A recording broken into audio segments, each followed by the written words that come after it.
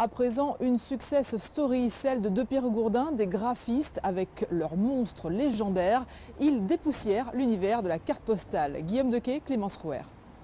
Une pluie de monstres s'est abattue sur les monuments périgourdins depuis un an.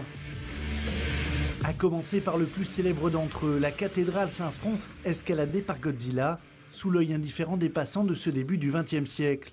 Le lézard géant, tout droit sorti de l'imagination de Fred Tepp, a été rejoint par d'autres. King Kong gravit la tour Mataguer de Périgueux et le monstre du Loch Ness hante désormais les eaux de la Dordogne. Premier travail, trouver le bon support. Il faut d'abord qu'on trouve les cartes postales, ça c'est le boulot peut-être le plus long. Après le monstre il vient se caler sur la carte postale, ça c'est assez facile. Que le blanc du ciel vienne faire ressortir le château.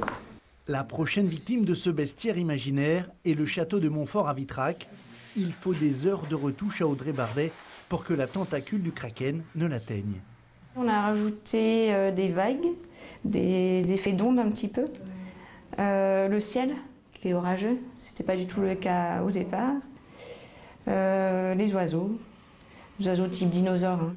Le succès ne se dément pas pour la petite entreprise périgourdine. Ces monstres pourraient se lancer à l'assaut de Bordeaux puis du Pays Basque avant, qui sait, d'envahir toute la France. C'est la fin de cette édition, merci de votre fidélité. Tout de suite, la météo. Très bonne soirée à vous sur France 3.